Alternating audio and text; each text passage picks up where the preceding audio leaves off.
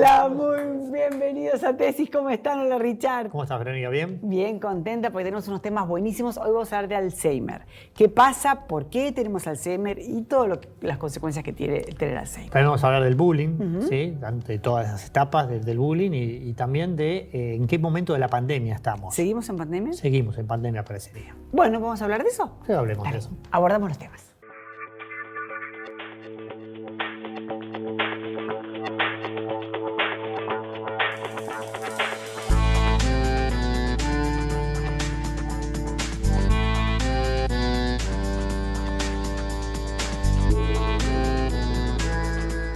Muy bien, estamos con el doctor Alejandro Anderson, es neurólogo. Hola, Doc, ¿cómo estás? Vamos a hablar de Alzheimer, Richard. ¿Qué era? ¿De qué vamos a hablar? ¿Alzheimer? Ah. ¿Es así? ¿Tan así es? Y la verdad que el tema característico siempre de consulta es la memoria. El tema cognitivo, ¿verdad? La cognición tiene que ver con prestar atención, con orientarse, con muchas funciones. Pero básicamente la memoria es la más representativa y es por la cual te vienen a consultar los pacientes o los familiares de los pacientes. ¿Por qué? Porque esta enfermedad degenerativa es la principal causa de demencia. Signo igual, deterioro cognitivo. Por eso es que en general siempre parece como sinónimo decir Alzheimer y decir demencia, pero en realidad no. Vos podés tener una demencia, un deterioro cognitivo que te genera discapacidad, que tiene un grado importante, porque tuviste una meningitis por tuberculosis, porque tuviste un ACV, porque tuviste un accidente y por el traumatismo se te dañó el cerebro, o por la enfermedad de Alzheimer que es degenerativa. Pero como prácticamente te diría de cada 4 casos de demencia, 3 son por Alzheimer, uno lo hace casi sinónimo. Es la principal causa. Y esta enfermedad fue descubierta en 1907 por Alois Alzheimer. Pero vos sabés que no se le dio importancia en esa época. Y uno dice, ¿por qué? Porque claro, en la región donde él vivía, la gente tenía un promedio de vida de 45 años. Por tanto, el Alzheimer era poco frecuente. Claro, no alcanzaba. Pero cuando nos empezamos a acercar a un promedio de edad en la, sociedad actual de cerca de 80 años, se empezó a ser muy frecuente. Y hoy en día, por arriba de los 60, 65 años, 1 de cada 10 personas tiene en algún grado enfermedad de Alzheimer. Y por eso es que se ha hecho tan importante estudiarla, comprenderla, diagnosticarla e intentar tratarla eficientemente. ¿Se para el Alzheimer? Por ahora no tenemos una medicación específica, pero en realidad se van mejorando las cosas. Vos tenés cuestiones que hacen al estilo de vida y cuestiones que hacen a tratamientos que cada vez son más específicos. La enfermedad en sí, ¿con qué tiene que ver? Ya lo dijimos, se mueren las neuronas. Pero, ¿por qué? Porque se acumula una sustancia entre ellas que se llama beta-amiloide, que cuando tiene determinada cantidad es como que las pegotea y se mueren, porque el beta-amiloide les rompe un esqueleto interno hecho por una proteína que se llama tau. Entonces, por un lado, ¿qué tenemos que hacer? ¿Y qué hicimos en realidad a partir de los años 90? Ustedes vieron que las neuronas se comunican por neurotransmisores, por mensajeros químicos. Acetilcolina y glutamato tienen que ver con las neuronas de la memoria y del aprendizaje. Si vos tenés un remedio que te estimula la acetilcolina y un remedio que te modula el glutamato, mejorás cognitivamente. Y eso lo tenemos. Hay medicamentos como ribastigmine, donepezilo, galantamina, que te estimulan la acetilcolina. Y hay uno que se llama memantine, que te regula el glutamato. En eso estamos bien, pero llegamos hasta un punto. Ahora hay productos de investigación que tratan de remover, como de limpiarte el beta-amiloide. Pero también otros trabajos intentan no removerlo, sino que no se forme. Entonces actúan en otro lugar químico. Después hay productos, todo de investigación, para que las conexiones entre las neuronas no desaparezcan. Pero yo creo que lo más importante para nuestros oyentes es que entiendan que si bien hay una predisposición genética a la enfermedad de Alzheimer, a veces muy determinada en pequeños casos, son las formas familiares. Tenés en general un Alzheimer con cierta predisposición genética, pero que lo ambiental, tu estilo de vida juega mucho. Y entonces, si vos tenés actividad física 3 a 5 veces por semana, vas a envejecer 10 años menos que la población y vas a tener cerca de un 30-50% menos de chance de deterioro cognitivo. Vos tenés que tener una nutrición de calidad, que eso nos llevaría un rato, pero nutrición de calidad también te protege. Actividad intelectual, todos los días aprender algo nuevo. Actividad física, ya lo dijimos. Actividad social es importantísima. Actividad manual. Y dormir con buena arquitectura de sueño. Eso en la mayor parte de los casos te protege muchísimo. Todo eso previene, diríamos. Previene, pero de una manera muy importante. Y el fitonutrientes, antioxidantes, todo eso es bienvenido. Ayuda. Y el tema de esto de que arrancamos con el tema de la memoria, ¿es la memoria actual, la memoria más antigua? ¿Cuál es la que primero se afecta, que llama la atención? En general, lo que realmente te cuesta es grabar un dato nuevo. Vos te vas a encontrar con pacientes que te pones a conversar, vienen con la familia muchas veces y conversan bien. Y si es gente culta que tiene mucha información, es todavía más difícil darse cuenta. Pero no incorporan datos nuevos. Y cuando quieren recordar cosas, lo más antiguo lo tienen bien grabado, sólidamente agarrado al cerebro, pero lo muy reciente no. No es lo mismo que vos le preguntes a dónde se fue de viaje. Bueno, en esta época es pandemia, vamos a tener que remontarnos 3 o 4 años atrás. Pero claro, le preguntás quién fue su compañero de banco de primer grado, se va a acordar perfecto. Pero le preguntás algo reciente, no se va a acordar. Se va a acordar bien, por ejemplo, los nombres de los hijos, pero a lo mejor los de los nietos no. Evaluación neurocognitiva, medir cómo está la memoria de corto plazo, largo plazo, visual, verbal, auditiva, es un elemento, un estudio diagnóstico importantísimo, porque el paciente te va a decir una cosa, la familia te va a decir otra cosa. Vos te vas a quedar con esta impresión. Entonces tenemos que tener una evaluación bien cuantitativa de cómo está su computadora y entonces proceder después al tratamiento. Perfecto. Bueno, muchas gracias, doctor. Gracias, Alejandro. Buenísimo, vamos. Bueno, estamos acá con el doctor Fernando Sichero. ¿Qué tal, Fernando? ¿Qué tal? ¿Cómo le va? Buen Hola, año. Doc. Gracias por invitarme. Bueno, vamos a hablar de qué momento de la pandemia estamos. Si es que ¿Estamos en seguimos pandemia? ¿Seguimos? Seguimos en pandemia. Porque a veces nos quieren convencer de que Sí, ya sí, se pero terminó. no. Y es mejor convencerse de que no terminó todavía, porque si no el relajamiento va a ser que termine mucho más después que ahora. Ajá. En realidad estamos ingresando en el tercer año pleno de pandemia, ya cumplimos los primeros 2, 19 de noviembre de 2019, ¿no? Estamos 2021, en el 2022 van a ser 3 años del primer caso registrado. Entonces, ¿en qué momento estamos? Estamos en el momento donde la pandemia cambió la perspectiva con la última variante del virus. ¿Por qué? Porque antes nosotros teníamos un plan de trabajo porque sabíamos que primero pasaba en el hemisferio norte. Y con la variante Omicron tenemos 2 semanas de diferencia con lo que está pasando en el hemisferio norte. Entonces dejamos de tener la perspectiva preventiva para saber qué teníamos que hacer. ¿Esto qué demostró? Primero que el virus no es estacional.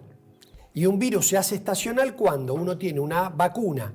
Los casos son muy pocos y encima, por factores climáticos como la baja temperatura o el encierro, hace que el virus sea más expresivo.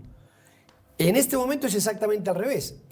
No tiene momento ni climático ni relacionado con la cantidad de vacunas que hay. ¿Por qué?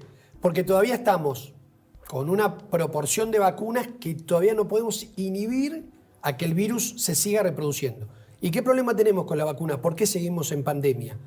Porque como no tenemos la cantidad suficiente de pacientes que se vacunan, el virus penetra y genera nuevas variantes. Por eso yo decía hace 1 año y medio que se van a acabar las letras del alfabeto griego y el virus va a seguir mutando en tanto y en cuanto no tengamos la suficiente cantidad de gente que haya padecido la enfermedad y que esté vacunada para que el virus se haga endémico, vuelva a aparecer de vez en cuando, pero no sea con esto de que tenemos picos. En las endemias no hay picos. Doctor, el virus es como una figura madre y de ahí van, el Omicron es como un bracito, como si fuese un río y van los brazos saliendo de los brazos. ¿Cómo es el tema? El tema es así, viste que se llama coronavirus, Sí. porque es un virus redondo como una pelota y afuera está lleno de espículas, como de ganchitos.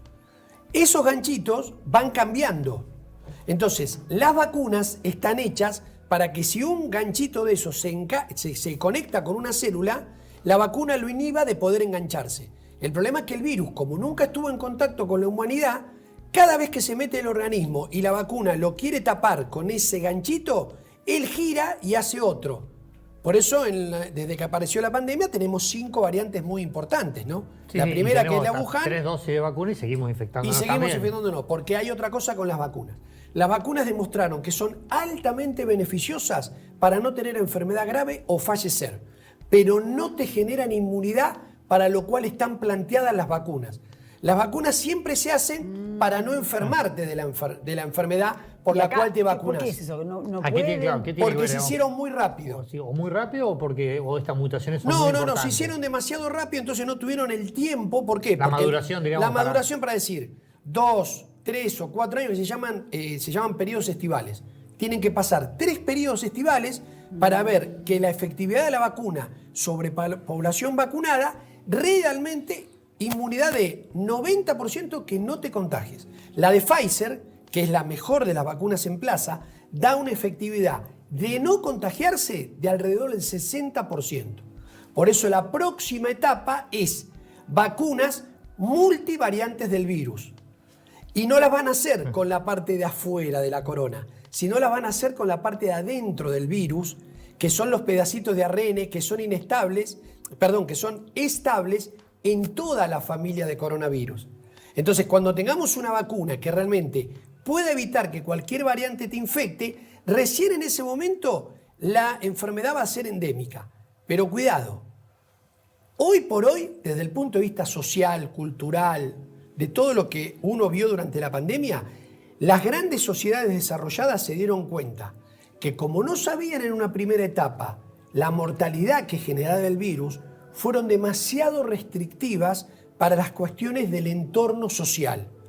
Las cuarentenas tremendas, el aislamiento social más que físico, y eso que generó una perturbación de los estados sociales y psicológicos igual o más importante que el virus en sí. Porque hoy, después de casi 3 años, nosotros tenemos 3 cosas fundamentales. Sabemos el virus que nos infecta, tenemos la vacuna y encima sabemos cómo tratarlo. Cuando recién empezó la pandemia, de cada 10 pacientes que estaban en terapia, la mitad fallecía. Hoy fallecen 2 nada más, porque sabemos cómo tratarlos. Entonces, hoy por hoy, ¿seguimos en pandemia? Sí, seguimos en pandemia. ¿Esto va a transformarse en una endemia? Seguro que sí, porque el virus es más infectante, pero es menos mortal.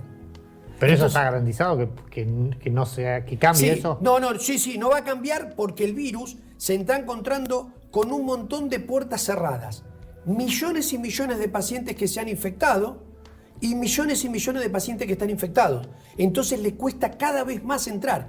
Se reconfigura una partecita para poder entrar, pero ¿esto qué demostró? El virus necesita estar en un huésped, si no desaparece. Por eso lo que aparentemente está pasando es que la variante Omicron ha superado a la variante anterior, a la Delta. La corrió para poder infectar. Entonces la Delta en realidad... infecta más gente. Infecta más gente, pero mata menos gente. Claro. En vez la Delta, prácticamente no hay contagiados. ¿Por qué? Porque giró por la Omicron. Porque con Delta, con la vacuna, era más efectiva. Se infectaba menos gente. Con la Omicron no. ¿Y cómo seguir? ¿Qué sería lo óptimo? Supongamos, soñemos. ¿Qué sería lo óptimo, doctor, para seguir en esta pandemia transitándola de la mejor manera posible? Lo que está totalmente demostrado que es una enfermedad que se transmite por el aire a través de la respiración. O de las gotitas de la nariz o de la tos. Barbijo sí o sí. Barbijo sí o sí. Y ventilación. Y ventilación. Esto no tenemos no bajo ningún punto de vista aislamiento físico. Eso fue tremendo para la gente. Y uno dice aislamiento físico. Sí, lo que no, aislamiento social. Claro. Ese es el problema que tuvimos nosotros. Con aislamiento físico de distancia, siempre mantener un aforo. En los lugares libres, si uno puede, mantener el barbijo. Y sobre todo, vacunarse. Porque la vacuna, ¿qué demostró? Ahí empezaron a hacer estudios con mucha gente. 1,5 millones de pacientes con COVID. Controlados con 1 millón de pacientes no COVID. De ese 1,5 millones de pacientes, 700.000 estuvieron internados. Y de esos 700.000, 200.000 no estaban vacunados. Los siguieron un año ¿qué demostraron? Que con respecto a las enfermedades cardiovasculares posteriores al COVID, todos los pacientes que sufrieron COVID se internaron, pero estaban vacunados, tienen una probabilidad casi de la mitad de padecer enfermedades cardiovasculares al año producto del COVID. Bueno, Gracias, doctor. gracias, Gusto enorme. doctor. Gracias a Bueno, ustedes. Muy bien, vamos a salir. vamos a salir. Bueno, Richard, estamos con la licenciada Mara Fernández, ella es psicóloga, vamos a hablar sobre el bullying.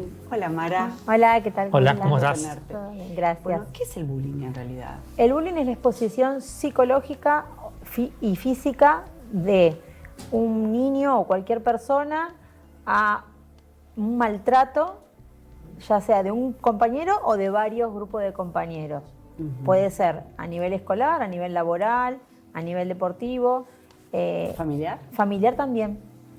Se ve mucho y de hecho el que bulea, como se les dice ahora, o el acosador, lo aprende de algún lado, que es en la familia, ¿no? Vive de alguna situación en su familia que hace que esa descarga la ejerza sobre otro. Además de que tienen falta de empatía, o sea, el acosador no se puede poner en lugar del otro, no puede sentir el dolor o lo que le pasa al otro. Tiene esa imposibilidad cognitiva de decir, bueno, a ver, yo lo que a vos te está pasando a mí me duele, no puede. ¿Pero qué tiene que ver con el hecho de que de la otra persona debemos quiere estar por encima de esa persona que tiene por ahí una autoestima menor? ¿O por qué? A veces tiene que ver con esto de una baja autoestima y aprovecho la vulnerabilidad del otro para tapar mi baja autoestima. Esto de mientras yo me ocupo y todos ponemos foco y hacemos el chivo expiatorio en algún compañero, nadie se va a fijar en mis defectos, ¿no? Es decir, yo llevo la atención a otro lado. Claro. Digamos. Y lo que estamos viendo mucho ahora con el tema de las redes sociales es esto de que también se filman, ¿no? Esto de que quizás hay un grupo que está haciendo, de hecho hace poco pasó ahora, creo que fue en Santiago del Estero, que un grupo de compañeras, entre 9 chicas, agarraron a una chica de 15 años, obviamente le hicieron mucho maltrato físico y dice que venía de hace rato, y hay otra que filma. Hay como esta cosa también de me vuelvo famoso haciendo bullying. Es una forma también de que se viralice mi video y que obtenga un montón de views y de likes. Y es increíble, pero con las redes sociales pasa eso. Antes quedaba en el recreo, en el club o en el ratito que uno estaba con la persona. Pero hoy al viralizarse ya trasciende esa frontera. Sí, el daño es mayor también. El daño es mayor, porque continúa y se repite y es persistente. Vos dijiste que hay gente que descarga el bullying y hay gente que también es como receptora de ese bullying, porque si hay gente que te hacen algo y no te dan bolilla, no es un receptor de eso. Es No. como no lo toma y quedará en otro lugar. ¿Cómo es eso? Obviamente que el que ejerce el acoso ya sabe, es como, en un punto es como el psicópata, sabe quién es la víctima, sabe a quién le va a ejercer el bullying. La víctima tiene ciertas características de vulnerabilidad, de baja autoestima, debilidad, con lo cual la persona que ejerce el acoso ya sabe bien a quién se lo va a ejercer. ¿Y cómo hacemos para fortalecer a la persona que es bulleada o posible En realidad hay que trabajar en víctima? conjunto. Claro. Hay que trabajar tanto con el acosador, la familia del acosador, ¿no? Porque obviamente que si hablamos del ámbito escolar, este chico nace en un seno familiar donde quizás está viviendo alguna situación de riesgo, alguna situación de acoso o vivió algún abuso y la forma de denunciarlo es a través de este mal comportamiento, ¿no? Y acoso a sus compañeros. Pero ahí la familia muchas veces no justifica. A veces sí, lamentablemente sí. Digo, si están en este problema, digamos...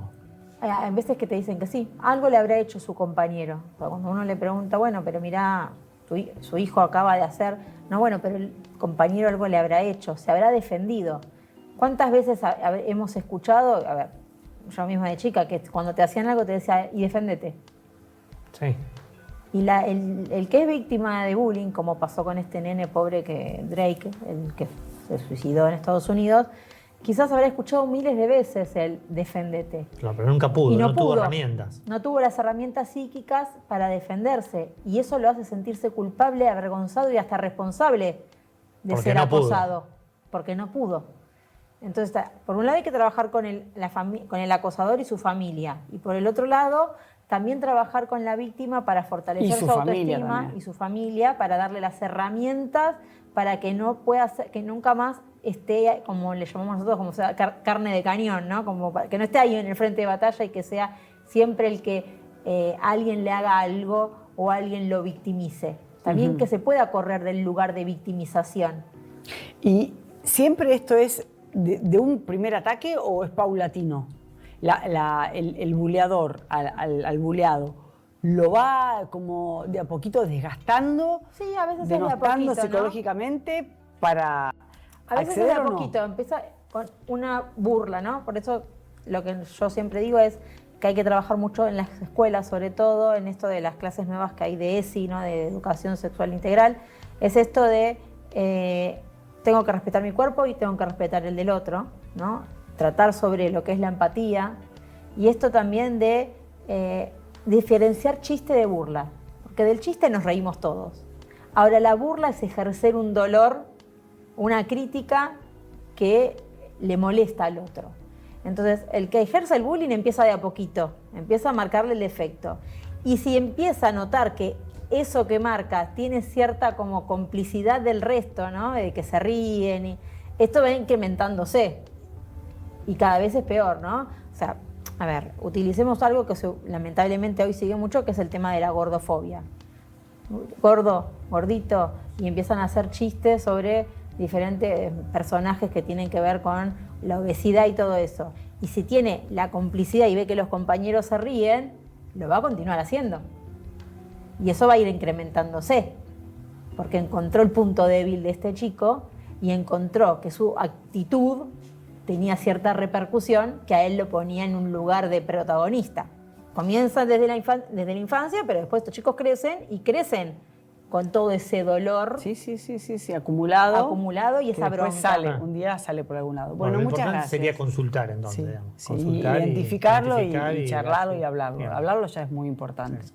Bueno, Bueno, muchas Muchas gracias. Gracias a ustedes por la invitación. Bueno, ¿volvemos? Volvemos. Dale.